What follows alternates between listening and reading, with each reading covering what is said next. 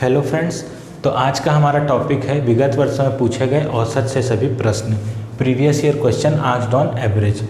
तो पहला प्रश्न आपसे कहता है, उससे पहले आपको एक चीज़ बताना चाहूँगा कि अभी तक आपको प्रीवियस ईयर पे जितने भी क्वेश्चंस आपको इस चैनल पे देखने मिले उनकी संख्या थोड़ी कम थी, क्योंकि परीक्षाओं में उनसे पूछे गए प्रश्नों की संख्या भी कम थी। लेकिन औसत और औसत के बाद के जितने भी चैप्टर्स होंगे उससे आप देखेंगे कि प्रीवियस ईयर्स में ज़्यादा ही क्वेश्चन पूछे गए हैं। तो हो सकता है वीडियो की लंबाई को ध्यान में रखते हुए मैं इसे 2, 3 या 4 भागों में आपके सामने लेकर के आऊँ।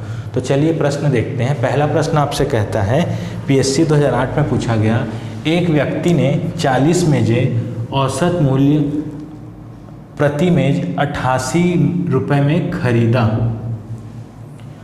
उसने अन्य 20 मेजें औसत मूल्य प्रति मेज 106 रुपये में खरीदा। सभी मेजों का मध्य मूल्य ज्ञात कीजिए। आप देख रहे हैं यहाँ पे माध्य मूल्य के बारे में कहा गया, तो माध्य मूल्य भी आपका क्या है, औसत या एवरेज होता है। तो आपको पता है औसत निकालने के लिए आपके पास बेसिक सा फॉर्मूला क्या है, सभी पदों का योग बटा पदों की संख्या, number of all the terms, summation of all the terms divided by number of terms. तो यहाँ क्या है, आप देख रहे हैं 40 मेजों को 88 रुपये के औसत पे खरीदा, मतलब कुल क्या हो गया 40 गुणा 88, और 20 मेजों को 106 रुपये प्रति मेज के दर पे खरीदा, मतलब 20 गुणा 106 हो गए। इन दोनों का आप योग करेंगे तो ये आगे आपको समस्त पदों का योग डिवाइड होगा पदों की संख्या। तो पहले कितने मेज थे, 40 मेज थे, उसके बाद उसने खरीदा 20 मेज और इसको गुणा करते हैं, 88 गुणा 4 हो गया 320 और 32, ये हो गया 352, 3520 प्लस 106 गुणा 20 212 20 डिवाइडेड बाई 60। इन दोनों का हम योग करते हैं तो 2 दूनी 4 5 1 6 5 5 6 4 0 बटा 60, शून्य से शून्य कट गया, 6 हो गया 9 बार 4 बार, यह आ गया आपका 94 रुपये, 94 रुपीज़। मतलब प्रत्येक मेज का मूल्य 94 रुपये है, या फिर 60 मेजों का औसत मूल्य 94 रुपये है। ठीक है, अगला प्रश्न देखते हैं। प्रश्न आपसे कहता है, एक कक्षा में 20 विद्यार्थी हैं जिनकी औसत ऊंचाई 105 सेंटीमीटर है। 20 विद्यार्थी जिनकी औसत ऊंचाई 105 सेंटीमीटर है, बाद में 120 सेंटीमीटर औसत ऊंचाई वाले 10 विद्यार्थी उस कक्षा में और आ गए। उस कक्षा में विद्यार्थियों को औसत ऊंचाई क्या होगा। ये भी लगभग वैसे ही प्रश्न है कि 20 विद्यार्थी जिनकी औसत ऊंचाई 105 है और 10 विद्यार्थी और आगे जिनकी औसत ऊंचाई 120 थी। तो आपको कुल कक्षा की औसत ऊंचाई निकालने के लिए, मतलब इन 20 और 10 30 विद्यार्थियों की औसत ऊंचाई निकालने के लिए ऊपर लिखना पड़ेगा समस्त पदों का योग। तो 20 विद्यार्थियों का औसत ऊंचाई 105 है, तो 20 विद्यार्थियों की कुल ऊंचाई हो गई 20 गुणा 105, प्लस 10 विद्यार्थियों की औसत ऊंचाई 120 है, तो 10 विद्यार्थियों की कुल ऊंचाई हो गई 10 गुणा 120 डिवाइडेड बाई 20 प्लस 10, टोटल 30 विद्यार्थी। 105 को 20 से गुणा करेंगे तो होगा 2100 रुपये। ठीक है, 2100 रुपये प्लस 120 गुणा 10 तो 1200 डिवाइडेड बाई 30। 2100 और 1200 को करेंगे तो ये हो जाएगा 3300 डिवाइडेड बाई 30, 00 कट गया, 110 सेंटीमीटर। मतलब इन 30 विद्यार्थियों की औसत ऊंचाई है 110 सेंटीमीटर। ठीक है, अगला प्रश्न देखते हैं। प्रश्न आपसे कहता है, 6 सदस्यों वाले किसी परिवार की औसत आयु 22 वर्ष है। यदि सबसे छोटे सदस्य की आयु 7 वर्ष हो तो इस सदस्य के जन्म के समय परिवार की औसत आयु थी। देखिए, 6 व्यक्तियों की औसत आयु एक परिवार में है 22 वर्ष। उसमें जो सबसे छोटा सदस्य है, सबसे छोटा सदस्य है, उसकी उम्र आपको दी हुई है कितनी, 7 वर्ष। आपको पूछ रहा है कि इसके जन्म के समय परिवार की औसत ऊंचाई क्या थी। तो सबसे पहले तो आप ये ध्यान देंगे, आयु वाले चैप्टर में आपने देखा है आयु संबंध वाले में कि किसी व्यक्ति के जन्म के समय बात की जाए तो उस समय उसकी आयु क्या होती है, 0 वर्ष।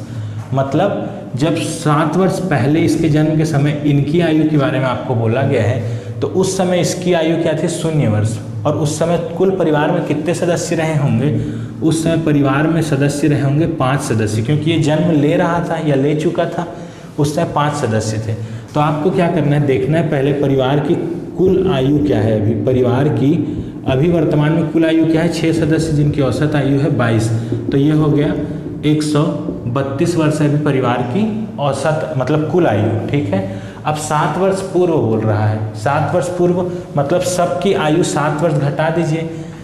तो आप क्या करेंगे, 6 सदस्य भी हैं, 6 गुणा 7 करेंगे, मतलब सबकी आयु 7 वर्ष पहले आपको जाननी है। तो 7 छक्के 42, मतलब 7 वर्ष पूर्व ये जो कुल आयु है वो कितनी रही होगी, 132 माइनस 42, मतलब 90 वर्ष रही होगी 7 वर्ष पूर्व इस परिवार के सदस्यों की कुल आयु। लेकिन उस समय सदस्यों की संख्या 6 ना रह करके कितनी रही थी, 5। तो आप 90 वर्ष को 5 से भाग देंगे तो हो जाएगा 5 एकम 5 और 5 अट्ठे 40, मतलब 18 वर्ष।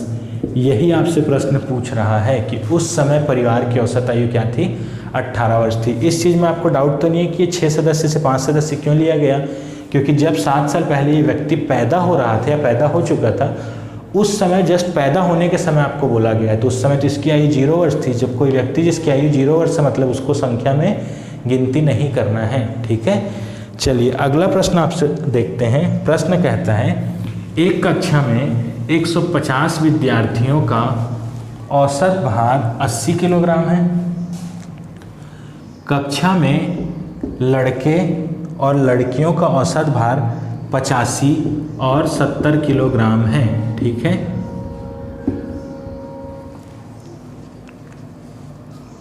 कक्षा में लड़कियों की संख्या ज्ञात कीजिए। तो ये प्रश्न मैंने आपको पढ़ाते समय बताया है कि लड़कों और लड़कियों से मिलकर के क्या बना है, कक्षा बना है, जिनकी कुल संख्या क्या है 150। तो आप देख रहे हैं ये भी मानव है, ये भी मानव है, उनसे मिलकर जो चीज़ बना है वो भी मानव ही है, विद्यार्थी ही है। ठीक है, ये भी मनुष्य, ये भी मनुष्य, ये भी मनुष्य, सभी सजातियाँ हैं, और इन दोनों चीज़ों से मिल करके ये मिश्रण तैयार हुआ। तो इसे आप मिश्रण के कॉन्सेप्ट में लीजिए।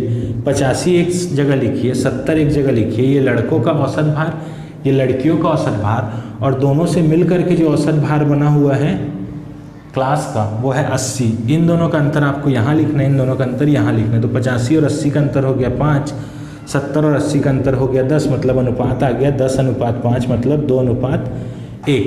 अब आपको क्या लड़कियों की संख्या पूछी गई है, तो ये है आपके लड़कियों का अनुपात 1, क्योंकि उनकी औसत भार था 70।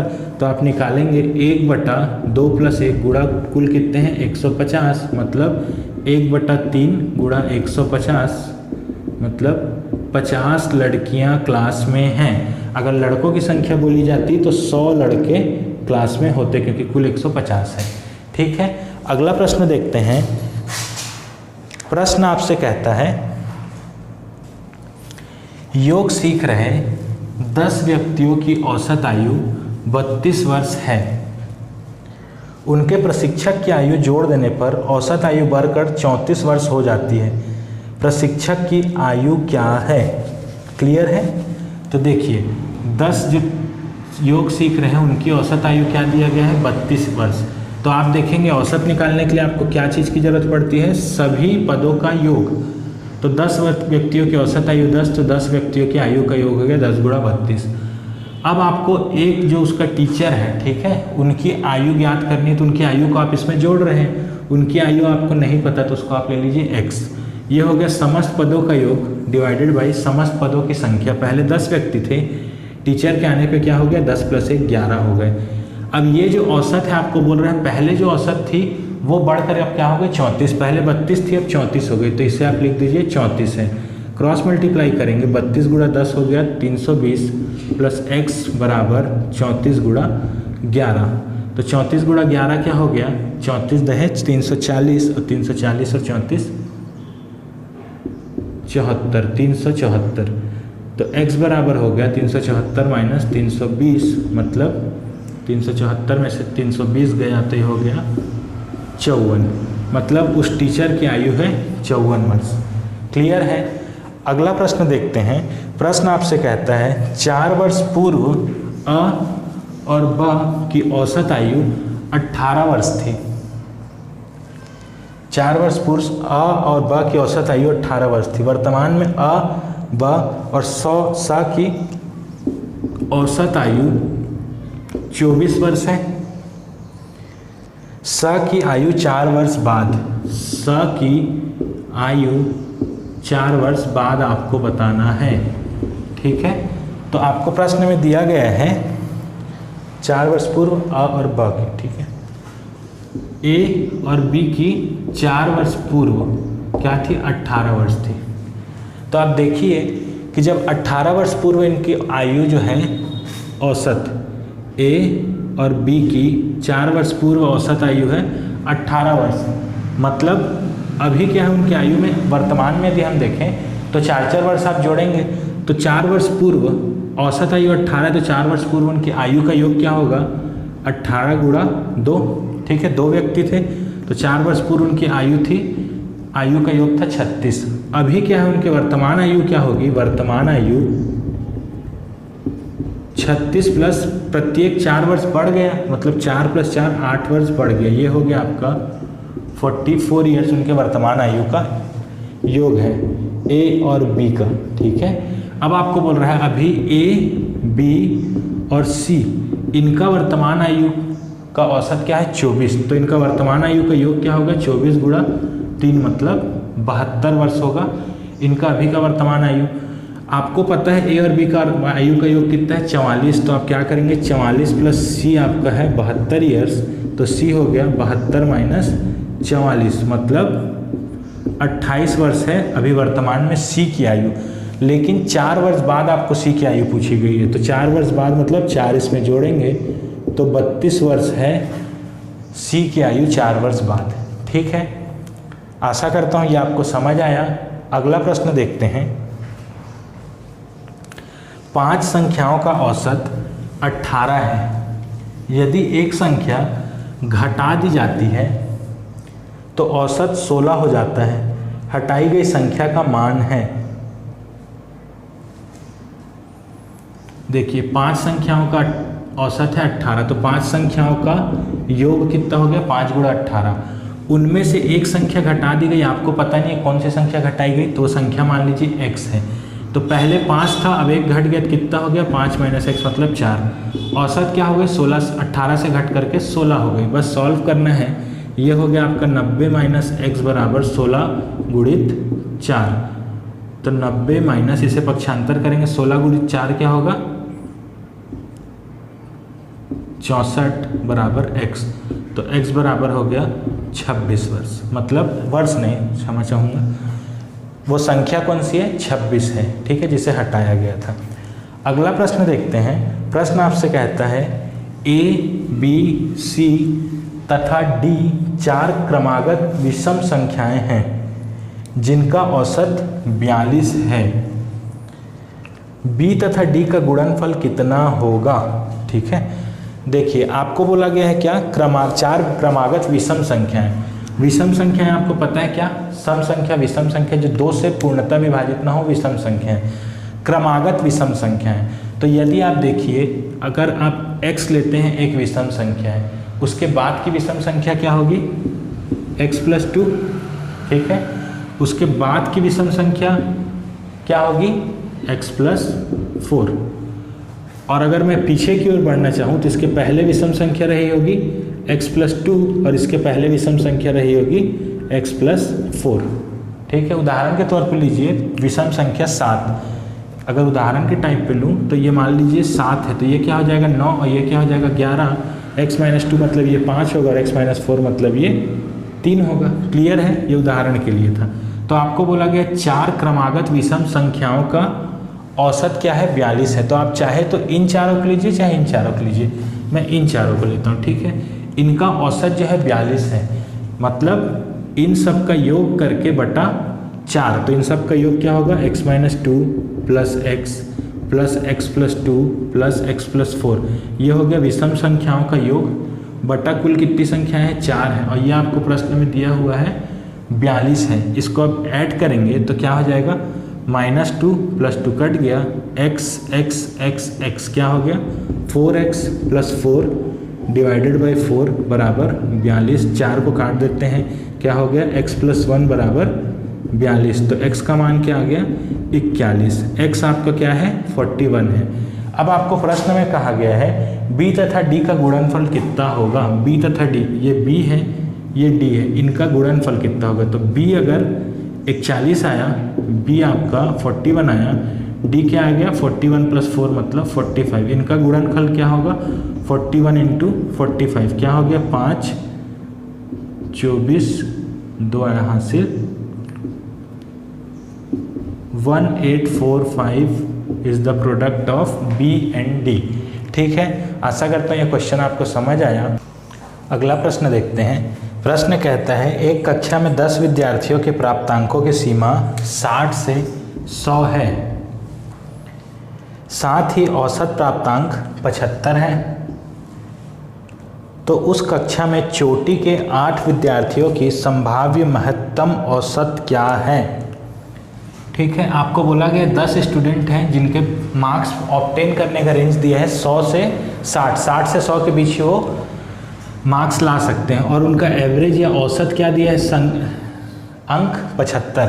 तो 10 विद्यार्थियों का औसत 75 है, तो 10 विद्यार्थियों के कुल प्राप्तांक क्या होगा 750। अब बोला है कि उनके जो टॉप 8 हैं, ठीक है, टॉप 8 विद्यार्थी जो है वह संभाव्य महत्तम कितने अंक पा सकते हैं। ठीक है, मतलब हाईएस्ट एवरेज कितना पा सकता है। तो देखिए जो टॉप 10 में से आप टॉप 8 देखें तो कितने बच्चे बचेंगे 2 बच्चे। ये 2 बच्चे हम मानते हैं कि मिनिमम कितना नंबर पा सकते हैं 60 और मैक्सिमम पा सकते हैं 100।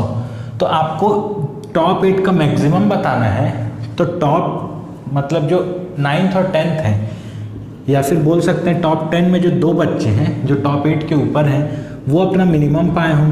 तो मिनिमम कितना नंबर है 60 नंबर, तो 2 × 60 हो गया 120 नंबर। टोटल मार्क्स है आपका एवरेज के हिसाब से 10 लोगों का 750 और 2 लोगों का मिनिमम मार्क्स है 120। तो ये क्या हो गया 750 में 120 गया, हो गया 630। टॉप 8 के जो बच्चे हैं वो ज़्यादा से ज़्यादा कितना पा सकते हैं 630 नंबर पा सकते हैं, क्योंकि उसमें कम से कम 2 लोगों ने 120 तो लाया ही होगा।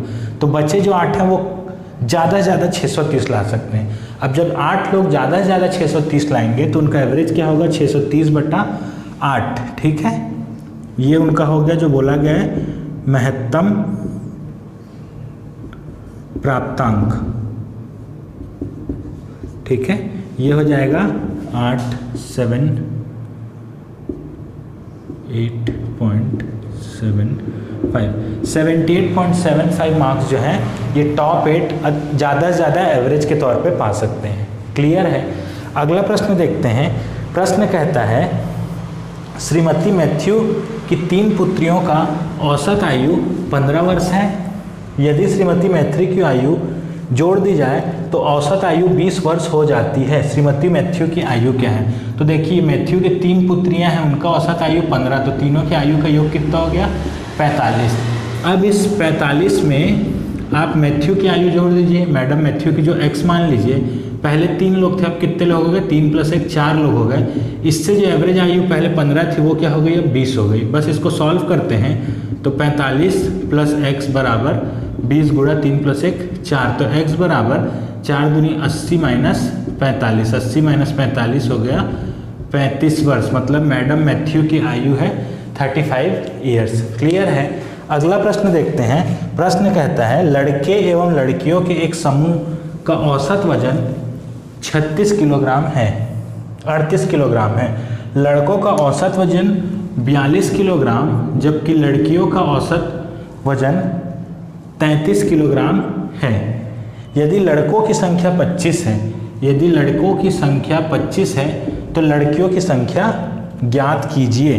ठीक है, लड़कों और लड़कों की संख्या नहीं दी हुई है आपको, केवल लड़के की संख्या दी है 25 है। उन लड़कों और लड़कियों को मिला करके जो मिश्रण बना है उसका औसत वजन कितना है 38। तो इसको आप मिश्रण वाले कॉन्सेप्ट से कीजिए। यहाँ ले लेते हैं बॉयज़ जिसका औसत वजन 42 दिया है, यहाँ लेते हैं गर्ल्स जिसका औसत वजन 33 दिया है। दोनों से मिलकर जो मिश्रण बना उसका औसत वजन 38 दिया है। आपको क्या करना है, इनका अंतर यहाँ लिखना है, इनका अंतर यहाँ लिखना है। तो 42 और 38 का अंतर हो गया 4 और 38 और 33 का अंतर हो गया 5। तो अनुपात आ गया 5:4, मतलब ये कर रहा है इसको मतलब लड़कों को प्रदर्शित, तो ये कर रहा है इसको मतलब लड़कियों को प्रदर्शित। तो अब आप देखिए पांचवा हिस्सा आपको दिया गया है, लड़कों की संख्या 25 है, ठीक है। तो 25 यदि पांचवा हिस्सा है तो एक हिस्सा क्या हो गया 5, और आपको क्या निकालना है लड़कियों की संख्या, मतलब चौथा हिस्सा निकालना है। तो 5 × 4 हो गया 20 जो है लड़कियों की संख्या है, 25 आपको लड़कों की संख्या दिया हुआ है। यदि टोटल पूछा जाए तो टोटल 45 स्टूडेंट्स या विद्यार्थी हैं। क्लियर है। अगला प्रश्न हम देखते हैं, किसी मेस में 40 विद्यार्थी हैं, यदि विद्यार्थियों की संख्या में 10 की वृद्धि होती है तो कुल मासिक व्यय 2000 रुपये की वृद्धि होती है तथा प्रति विद्यार्थी का मासिक औसत व्यय 200 रुपये कम हो जाता है, तो पहले मेस में कुल कितना मासिक व्यय होता था। क्लियर है। देखिए आपको दिया हुआ है पहले कितने 40 स्टूडेंट हैं, 40 स्टूडेंट है तो मान लीजिए इनका एवरेज आप यहाँ पे लेट करके चलेंगे, इन 40 स्टूडेंट का एवरेज या औसत था x का, और जो मासिक व्यय है, मासिक व्यय मतलब जो मंथली उनके ऊपर व्यय किया जा रहा है उसको आप मान लीजिए y था। क्लियर है। अब 40 बच्चे हैं, प्रत्येक बच्चे के ऊपर औसत x खर्च किया जा रहा है, तो कुल खर्च कितना हो गया 40 × x, इसको आपने मासिक खर्च y मान लिया। इसको आप 40x भी ले सकते हैं लेकिन यहाँ y ले लेते हैं। क्लियर है। अब आपको प्रश्न में बोला जा रहा है 10 बच्चे और इस ग्रुप में आके जुड़ जाते हैं जिससे इनका मासिक खर्च जो है वो 2000 रुपये बढ़ जाता है, जबकि इन बच्चों के जुड़ने के बाद प्रत्येक बच्चे का जो औसत है वो 200 कम हो जाता है। तो अब देखते हैं अब कितने हो गए, 40 से 50 हो गए हैं, ठीक है, 50 बच्चे हो गए। 50 बच्चे प्रत्येक का औसत कितना होगा, औसत पहले आपने क्या माना था x, अब क्या है x - 200, पहले x था लेकिन 10 बच्चों के जुड़ने के बाद औसत जो है 200 से कम हो गया तो x - 200 हो गया। 50 औसत कुल कितना हो जाएगा, कुल पहले था y और अब क्या है 2000 रुपये मासिक खर्च बढ़ गया है। ये आपको प्रश्न में कहा गया है। ये आपके पास एक इक्वेशन, ये आपके पास दूसरा इक्वेशन, सॉल्व करते हैं y की जगह पे 40x रख देते हैं, ठीक है। y ना भी माने होते तो भी ये बनता, लेकिन मैं इजी करने के लिए इसको y रख के बताया हूँ। गुणा करेंगे 50x - 5 दूनी 10 और 1 2 3 10,000, y की जगह आपको रखना है 40x प्लस 2000, क्या हो जाएगा 40x का पक्षांतर करेंगे 50x - 40x बराबर 2000 प्लस 10,000, ये हो गया आपका 10x बराबर 12,000, x बराबर 0 से 0 कटा 1200 रुपये। आपको क्या बोला गया है, आपको प्रश्न में बोला गया है क्या निकालना है, पहले मासिक खर्च कितना होता था। तो पहले मासिक खर्च क्या था, ये था। तो मासिक खर्च है आपका 40 × x मतलब 40 × 1200 मतलब 12 चौको 48,000 रुपये, 48,000 रुपये उनका मासिक खर्च हुआ करता था। क्लियर है। अगला प्रश्न देखते हैं। प्रश्न आपसे कहता है प्रथम 10 प्राकृत संख्याओं का औसत होगा।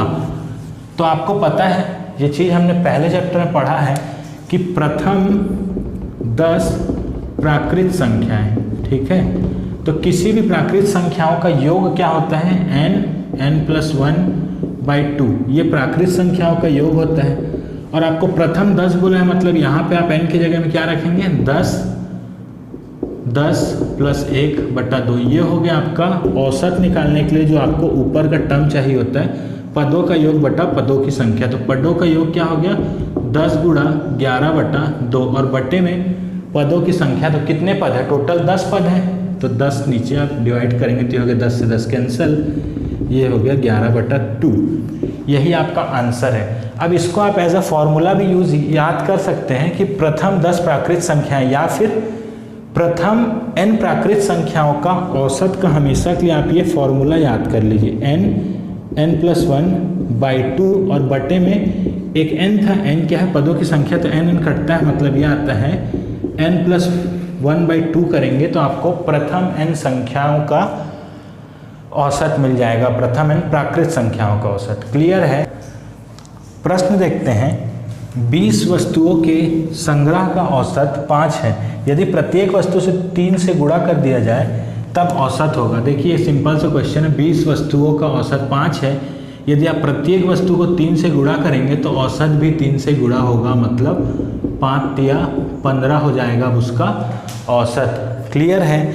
अब आप अगला क्वेश्चन देखेंगे। 18 प्रक्षेपों का औसत 35, औसत 124 निकाला गया। सॉरी, प्रश्न एक बार शुरू से पढ़ते हैं। 18 प्रक्षेपों का औसत 124 निकाला गया।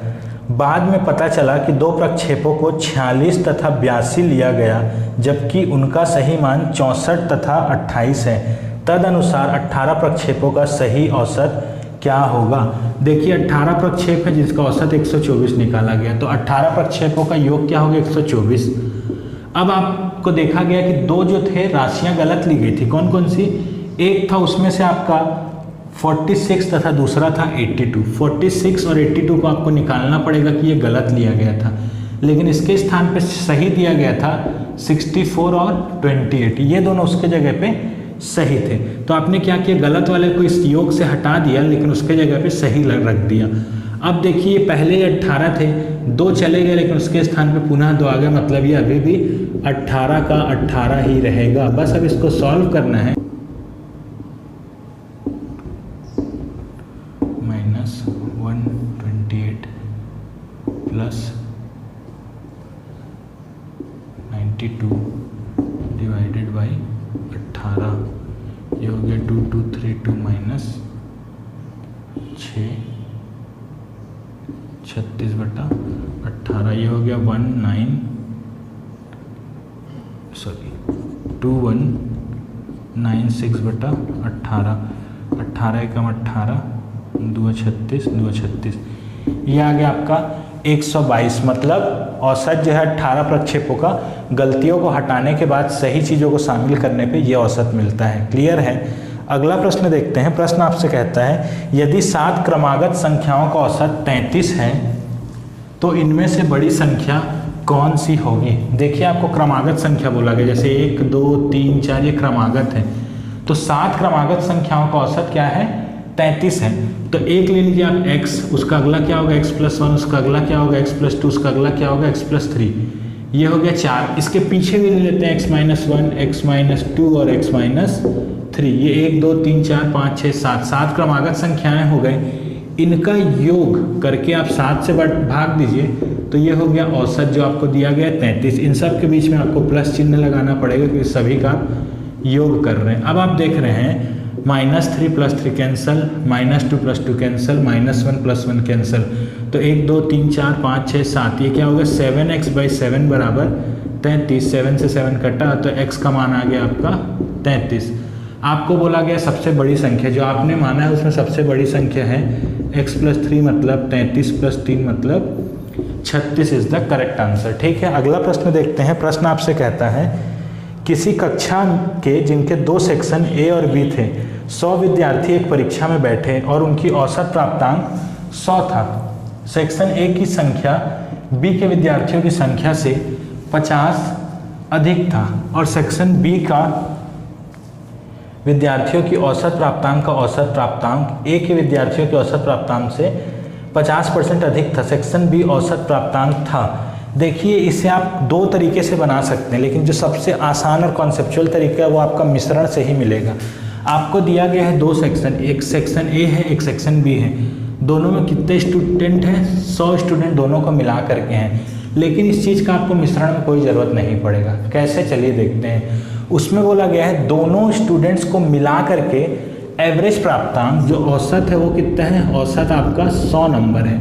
तो आप देख रहे हैं A से कुछ बच्चे आए होंगे उनका कुछ एवरेज होगा, B से कुछ बच्चे आए होंगे उनका कुछ एवरेज होगा, और दोनों के मिश्रण का मिला के कुछ एवरेज है। तो आप इसे एलिगेशन पे लगाइए। ये 100 जो है आपके मिश्रण का एवरेज दिया है, इसका A वाले का एवरेज और B वाले का एवरेज यदि मिल जाए तो क्वेश्चन सॉल्व होगा।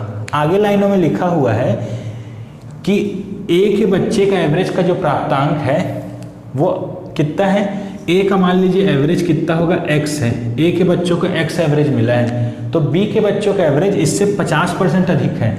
यदि ये x है तो B वालों को कितना मिला होगा 1.5 × x। 50% मतलब ये अगर 100% है, एक 100% है तो दूसरा 150% होगा। तो परसेंट को अगर आप इसमें चेंज करें तो क्या होगा, आप देख रहे हैं 1.5 होगा और ये 1 होगा, इसीलिए मैंने इसको 1.5x ले लिया। ठीक है, ये a है, ये b है। ध्यान देंगे a में कितना एवरेज है, x है, b में उससे 1.5% या फिर 1.5 गुना या फिर 50% ज़्यादा है। और यहाँ आप क्या करते हैं, इसका अंतर यहाँ, इसका अंतर यहाँ लिखते हैं, और ये जो आता है क्या होता है, रेशियो होता है। तो प्रश्न में एक और चीज़ दिया गया है, a में विद्यार्थियों की जो संख्या है वो b में जो विद्यार्थियों की संख्या है उससे 50 गुना ज़्यादा है, 50 गुना नहीं 50% ज़्यादा है। मान लीजिए ये 100 होगा तो ये 150 होगा, तभी तो 50% इससे ज़्यादा हुआ। तो आप इस रेशियो अगर को देखो, रेशियो 100 और ये 150, अगर इसको रेशियो देखो 150 और 100 को, तो ये क्या आएगा, 1.5 और 1 आएगा। बस वही चीज़ हमें करना है, यहाँ ले लीजिए 1.5, यहाँ ले लीजिए 1। अब इसको आप सॉल्व कीजिए। कैसे सॉल्व करेंगे देखते हैं। इन दोनों का डिफरेंस ये, इन दोनों का डिफरेंस ये, या फिर C1 C2 से करें, जिससे भी करें क्या हो जाएगा, 1.5x minus 100 divided by 100 minus x बराबर 1.5/1। क्रॉस मल्टीप्लाई करेंगे, 1.5x माइनस 100 बराबर 1.5 इंटू 100 माइनस 1.5x। क्लियर है, 1.5x इधर आएगा, 1.5 प्लस 1.5 क्या हो गया, 3x बराबर, ये 1.5 को 100 से गुणा करेंगे, क्या हो जाएगा, 150 प्लस 100, ये क्या हो गया, 250। 3x बराबर 250, तो 100 बराबर 250/3। यहाँ हमारा काम ख़त्म नहीं हुआ है। आपको बोला गया है कि B क्लास में कितने बच्चे हैं, यही आपसे बोला गया है। सेक्शन बी का औसत प्राप्तांक क्या है, तो आपने यही लिया है औसत प्राप्तांक सेक्शन बी का। तो औसत प्राप्तांक हो गया 1.5 इंटू 250/3, 3 से हो गया 0.5, मतलब 250 इंटू 0.5 हो गया 125। बी का औसत प्राप्तांक 125 है। आशा करता हूँ ये क्वेश्चन आपको समझ आया होगा। बहुत ही सरल, और जो कॉन्सेप्ट आपने पढ़ रखा है ये वही चीज़ें हैं। इसको वीडियो को दोबारा प्ले कीजिए और देखिए, ये बहुत तेज़ी से आपसे बनेगा। ठीक है, अगला प्रश्न अपन देखते हैं। प्रश्न आपसे कहता है प्रथम 30 प्राकृत संख्याओं का औसत क्या होगा। तो ये क्वेश्चन आपने अभी अभी देखा। औसत को डायरेक्ट फॉर्मूला आप लगा सकते हैं। औसत का प्रथम 30 प्राकृत संख्याओं का औसत क्या होगा, n+1/2, और गुणा n करते हैं, n कटता है, क्या आता है, n+1/2, मतलब 30 + 1/2। इसका मतलब हो गया 31/2 या फिर 15.5 है प्रथम 30 प्राकृत संख्याओं का औसत। अगला प्रश्न देखते हैं। प्रश्न आपसे कहता है 8 संख्याओं का औसत 38.4 है। क्लियर, 8 संख्याओं का औसत 38.4 है। उनमें से 7 संख्याओं का औसत 39.2 है। तो 8वीं संख्या ज्ञात कीजिए। देखिए ऐसे आपको 8 संख्या दिया हुआ, 1 2 3 4 5 6 7 8, जिसमें से 7 संख्याओं का औसत दिया है। तो 8 संख्याओं का औसत यदि 38.4 है तो 8 संख्याओं का योग क्या होगा, 38.4 गुणा 8। और 7 संख्याओं का औसत यदि 39.2 है तो 8 संख्याओं का योग क्या होगा, 7 × 39.2। 8 संख्याओं के योग से यदि आप 7 संख्याओं का योग घटाओगे तो क्या मिलेगा आपको, 8वीं संख्या। 8 चौको 32, 3 80, 8 64, 67, 6 8 3 24 25 26, 307.2 माइनस 7 दूनी 14 का 64, 6 7 21 27, ये हो गया 274. 12 में से 4 गया 8, 7 6 में से 3 गया 2, 3 32.8 जो है 8वीं संख्या है। क्लियर है। क्योंकि वीडियो बहुत लंबा हो जा रहा है इसीलिए मैं इस विगत वर्ष के प्रश्नों को 2 या 3 भाग में आपके सामने लेकर आऊँगा। If you understood and enjoyed the video, please do like and share to the video and subscribe to the channel. Thank you.